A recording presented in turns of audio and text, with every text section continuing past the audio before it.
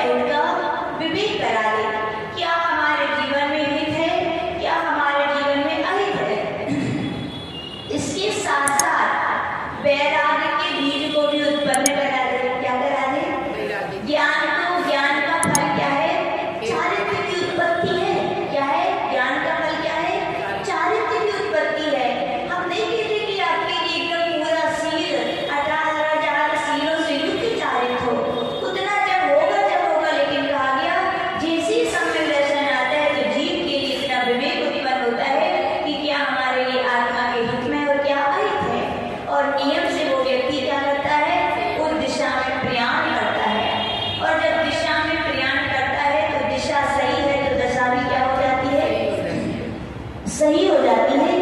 उसी बात के लिए आचार्य भगवान यहाँ टीका में कल बता रहे थे कि सम्यक दृष्टि जो जीव होता है वो सख्त भयों से क्या होता है, नियम से रहित होता है। उसे किसी भी प्रकार का कैसा भी चाहे छोटा हो चाहे बड़ा हो, किसी प्रकार का भय नहीं होता। क्यों नहीं होता? तो गोलापन ने बहुत अच्छे से सुना था, क्योंकि उसने पर पदार्थों को पर रूप ही माना है। पर देश से संबंध रखने वाले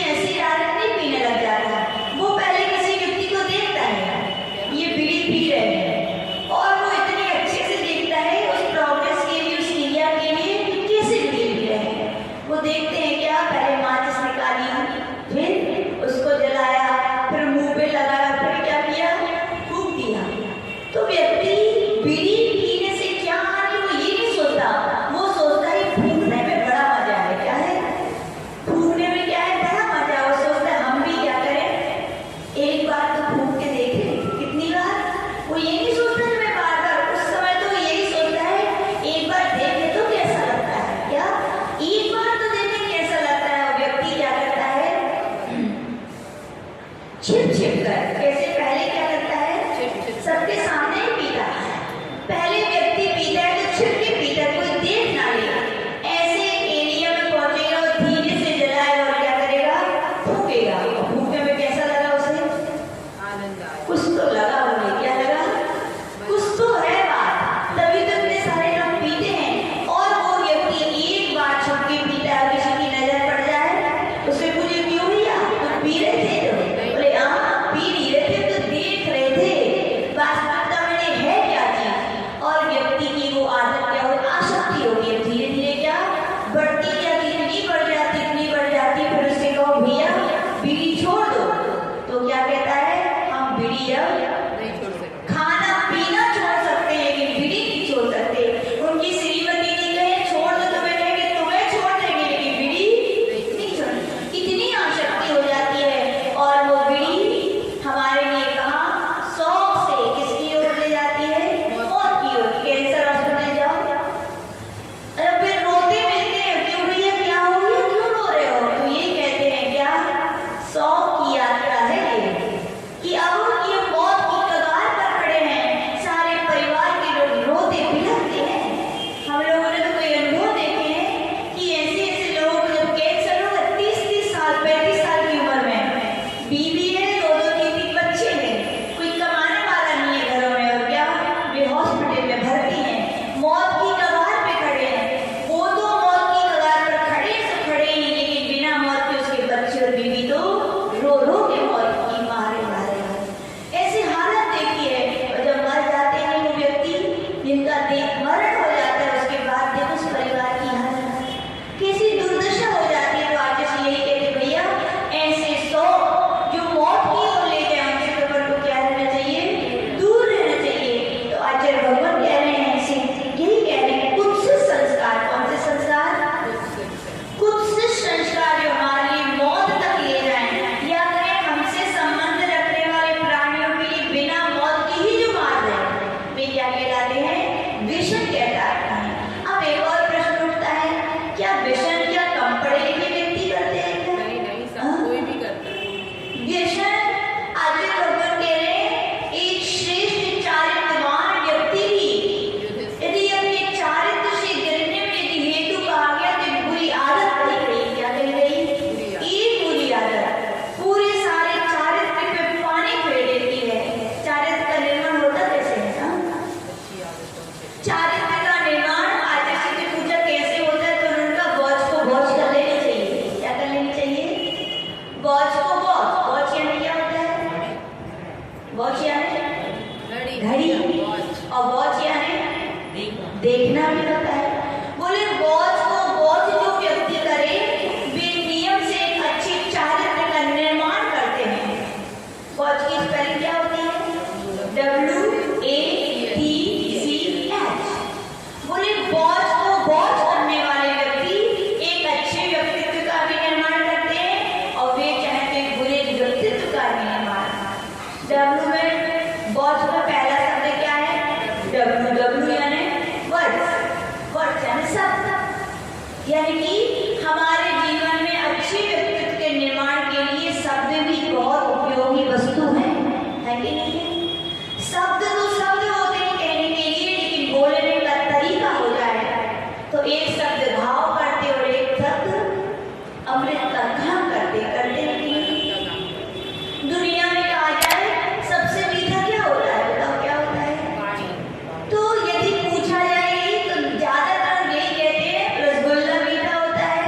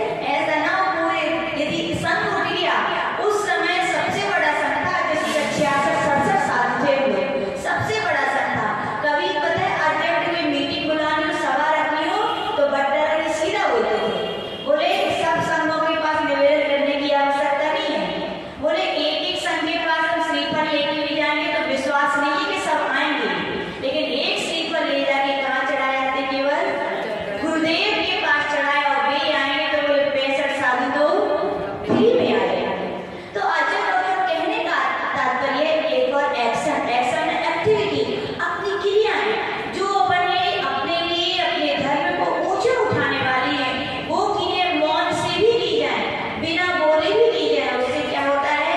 एक अच्छे कैरेक्टर का निर्माण होता है कि नहीं होता? आप अपने तरीके कई बच्चे देखो बात करते कितने एक्शन से बात करते हैं, नीची निगाहें रखेंगे, कितनी सारी आर्टिस्ट ऐसे बच्चे होते हैं कि बड़े खुश होते हैं, बोले भले ही इतने छोटे हैं कि संस्कार देखो, उनकी एक्टिविटी, उनकी क्रिया, उनके एक्शन क्या है, अच्छे कैरेक्टर का क्या करते हैं, निर्माण करते हैं। और फिर WAT, T for थॉट्स, क्या T for थॉट्स यानी मन के विचार। व्यक्ति ना उम्र से बड़ा होता है, ना कद से बड़ा होता है, ना धन से, ना पैसे से, किसी से बड़ा नहीं होता।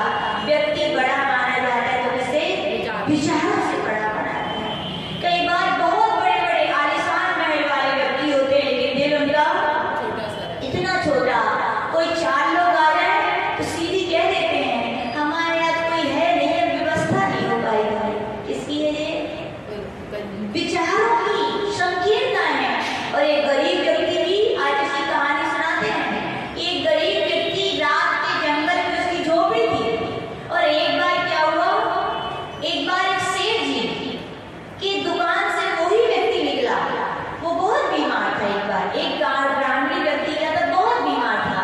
और जब बीमार था, जैसे अपने इलाज कराने की शहर आया तो क्या हुआ, उसकी बारिश होने लगी। और जब बारिश होने लगी, बुखार हो तो बारिश से बचना चाहिए। तो एक सेठ जी की हवेली के नीचे वो क्या था, खड़ा हो गया। तो सेठ जी ने जैसे ही देखा कि गंदा कपड़े पहने ऐसा वैसा व्यक्ति ग्रामीण हमारी हवेली के नीचे खड़ा हो गया है, तो उन्होंने तुरंत क्या किया, उसके लिए कहा चलो तुम यहाँ से जाओ।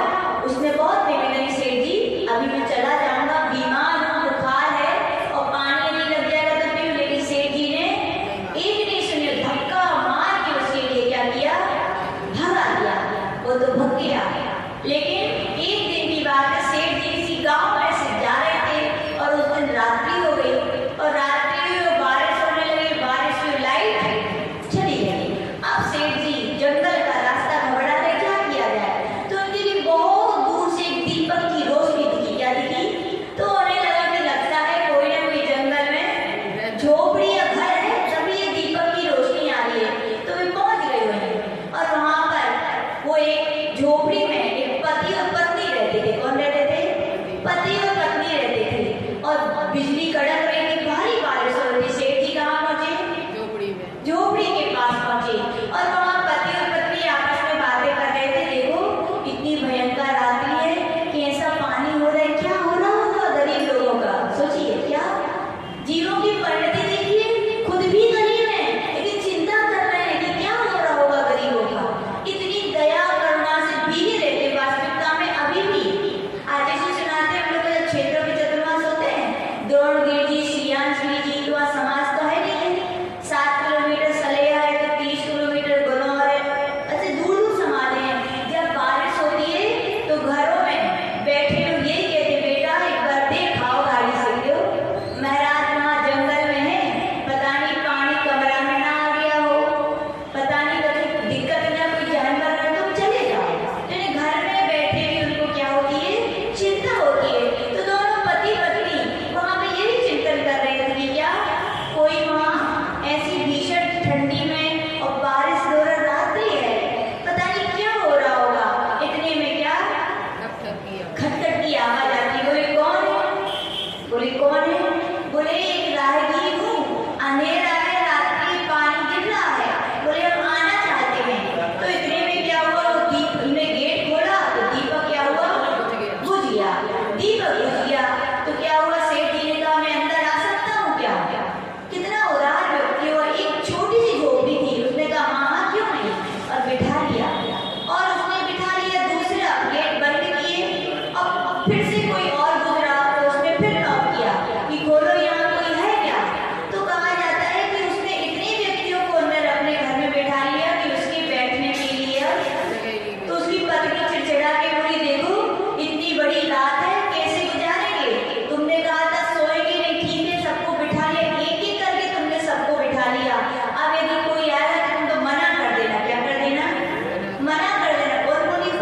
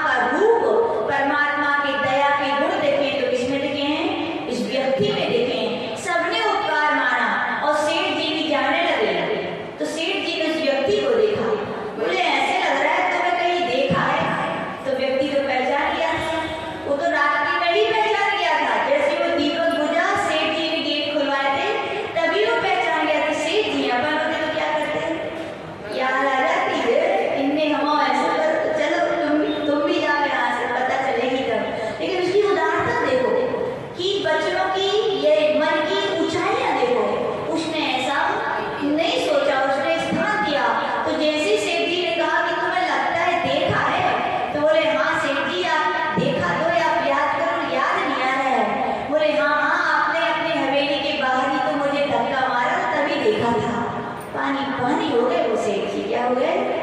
पानी पानी हो गए। बोले उच्च मैं नहीं हूँ, ऊंचा मैं नहीं हूँ, ऊंचे तो कौन है? बोले तुम हो कि तुमने क्या दया या अभिमान नहीं, यानी दया से तुम भीगी हो, परोपकार की भावना से जो डूबे रहते हैं। आप जैसे बोलते देही व्यक्ति उच्च कहलाते हैं। क्या कहलाते हैं?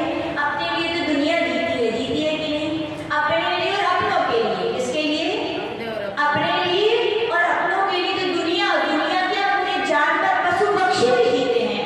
फिर उनमें और अपन में क्या अंतर है? मनुष्य में मनुष्यता श्रेष्ठता तो तब आती है जब अपन भी जिए, अपने भी जिए और दूसरे भी जिए। भगवान महावीर स्वामी यही कहते, क्या कहते हैं? जिए और जीने दो। तो आज भगवान यही कह रहे हैं, क्या सोच कैसी रखनी चाहिए अपन को?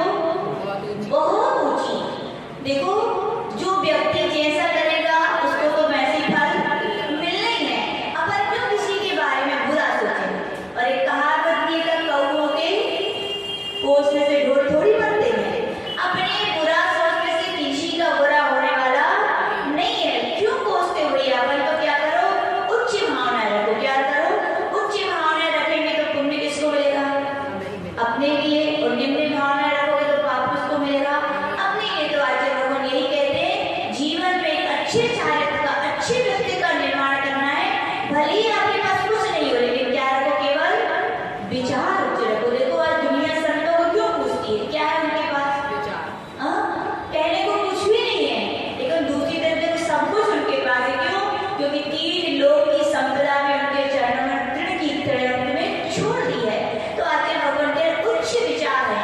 तो कहा गया व्यक्ति क्या होता है? एक अच्छे श्रेष्ठ चारित्र का निर्माण कर लेता है। फिर कहा गया WATC। अब देख लो उसी C यानी कैरेक्टर। अपन चारित्र कहते किसे हैं? मोक्ष मार्ग में आ जाओ, मन वचन काया की प्रवृत्ति को अशुभ से बचाकर शुभ में लगा देने का नाम क्या है? चारित्र है, व्यवहार चारित्र है। लौकिकता में भी एक कैरेक्टर यानी क्या? सर्टिफिकेट लगते हैं, यानी कि क्या? इसका बोल चाल सोच एक्शन किया, उन्होंने कोई क्या किया, उनका व्यक्तित्व, उसी से चारित्र का निर्माण हो जाता है। वो यही कह रहे हैं, क्या? अच्छे चारित्र का निर्माण अच्छे मन, अच्छे वचन और अच्छे काज से होता है। लेकिन चारित्र का निर्माण हो जाए और फिर उसमें क्या आ जाए?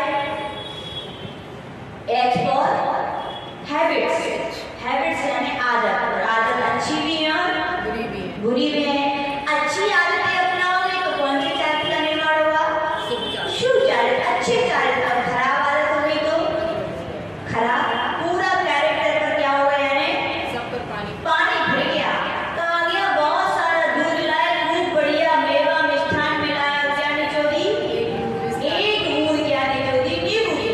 तो सारा दूध खराब। ऐसे आचार्य भगवान कह रहे हैं, जितने भी महापुरुष होते हैं सबके मन वचन काया सब श्रेष्ठ होते हैं, एक अच्छे चारित्र का निर्माण करते हैं। लेकिन एक हैबिट्स खराब हो जाए तो उनका पूरा जीवन की पूरी उपलब्धियों पर क्या? पानी फिरता है कि नहीं? रावण जिसको अपन कहते हैं, बताओ, त्रिखंडी था, महाविद्वान था, ध्यान में भी कहा गया ऐसा ध्यान लगाता था। पढ़ लो वहां पर रविशंकर महर्षि पद्म पुराण में कह रहे हैं, ऐसा ध्यान लगाया था उस बहुरूपी विद्या की सिद्धि में कि कितने लोगों ने विचलित किया, लेकिन विचलित नहीं हुआ। रविशंकर आचार्य महर्षि कह रहे हैं, ऐसा ध्यान यदि रावण आत्मा के ध्यान में लगाता तो केवल ज्ञान हो जाता उसके लिए।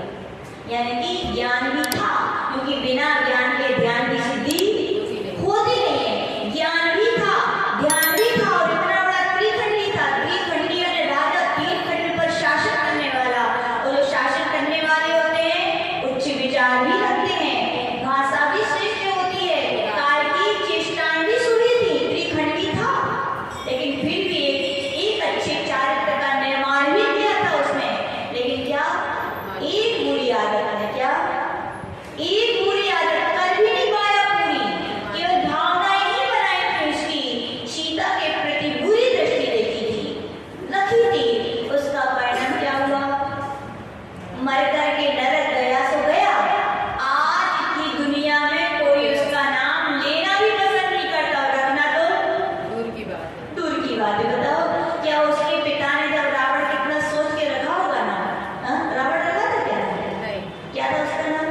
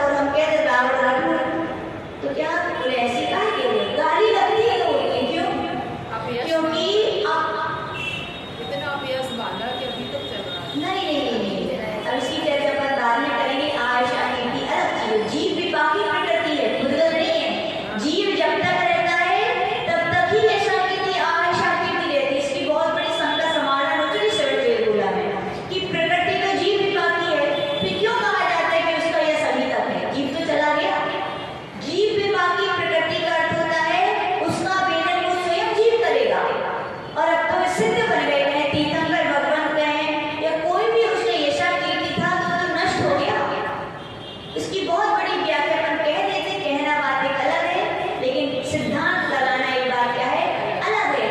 तो यहाँ पे कह रहे रावण ने ऐसा दुष्चारित्र का निर्माण किया कि आज उसका नाम रखना भी कोई पसंद नहीं करता।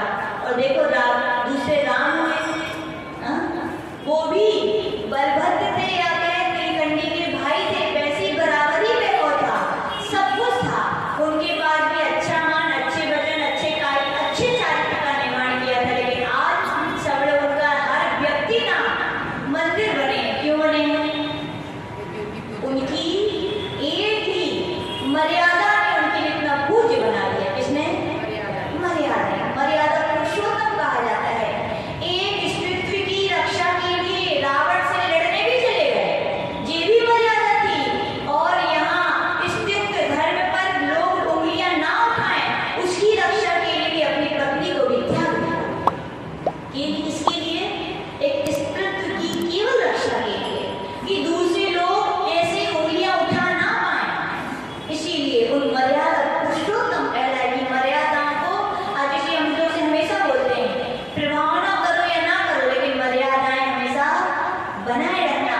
मर्यादाओं से ही व्यक्ति में क्या आती है? पूज्यता आती है, और मर्यादाएं ना हो तो अपूज्यता आने में देर नहीं लगती है। स्त्रीत्व की रक्षा कहाँ करी? उन्होंने तो अपनी मर्यादा की रक्षा करी। नहीं, लोग मर्यादा की रक्षा करते। हमारे ऊपर कोई उंगली ना उठाए। ना, लोग मर्यादा है। यदि भी उस समय नहीं निकालते तो ऐसे और भी लोग और भी स्त्रियों पर उंगली उठाते रहते थे। जैसे रावण ने हरण करके ले गया था सीता का, तो उन्होंने अन्य स्त्रियों का हरण ना हो ऐसा, उसकी रक्षा के लिए उन्हें युद्ध किया, क्योंकि सीता जी थी तो अनेक स्त्रियां थी उनकी, नहीं करते तो क्या? स्त्रीत्व की रक्षा के लिए। वैसे यहाँ पर लोक अपवाद भी एक स्त्री का हुआ था, अन्य स्त्रियों पर ऐसा ना हो, अन्य स्त्रियां पुरुष ऐसा ना करें स्त्रियों के साथ, इसलिए उस स्त्रीत्व की रक्षा की थी। थोड़ा अपन चिंतन करेंगे तो बात गहराई में ये सब बातें लगाएंगे तो क्या मर्यादाओं का क्या चल रहा था ध्यान, उसी मर्यादा ने आज उनके लिए इतना पूज्य और महान बना दिया। बिना व्यसन की बात चल रही थी, व्यसन यानी कि अच्छी चारित्रवान व्यक्ति भी यदि व्यसन सेवन करें तो कहा गया वे कुचारित्रवान कहलाएंगे, और अच्छा करने तो सुचारित्रवान। ऐसे व्यसन होते हैं तो आचार्य भगवान से यहाँ पर कह रहा है कि व्यसन अच्छे हो जाए तो भगवत बना देते हैं, बुरे हो जाए तो मौत की यात्रा यानी अपयश के कारण होते हैं। तो आचार्य भगवान से यहाँ पूछा गया, भगवान वे कितने व्यसन होते हैं? लौकिकता में जो कहे जाने वाले जो कह रहे हैं, तेषां संख्या प्रामुख्येन सप्त कीर्तिता, उन व्यसनों की प्रमुखता से संख्या कितनी होती है? सप्त यानी 7 प्रकार के व्यसन होते हैं। उत्तम पद्मनंदी पंचविंशति का ग्रंथ है। पद्मनंदी पंचविंशति का ग्रंथ के पहले अध्याय के 16वें श्लोक में आचार्य पद्मनंदी महाराज लिख रहे हैं, दूध मांस सुरावेश्या खेट चौर्य परांगणा महापापानि सत्तेति विष्णानि तरेत बुधा। कह रहे दूध यानी जुआ खेलना, मांस यानी मांस भक्षण, शुरा यानी मद्यपान, वेश्या यानी वेश्या सेवन, आखेट यानी शिकार करना, चौर्या यानी चोरी करना, परांगना यानी परस्त्री सेवन करना, महापापानि क्या कहे गए? दुनिया में कहा जाता है पाप ही सबसे बड़े हैं, लेकिन पाप से भी बड़े क्या हैं? व्यसन। क्यों? क्योंकि एक व्यसन में इतनी शक्ति की 5 पाप करा सकता है। क्या करा सकता है? व्यक्ति को एक व्यसन के जीवन में आ जाए तो 5 पाप अपने आप उसके जीवन में आ जाते। इसलिए उन व्यसनों के लिए आचार्य भगवान क्या कह रहे हैं? महापाप महापानी सप्तेति, ये महापाप की तरह व्यसन क्या है?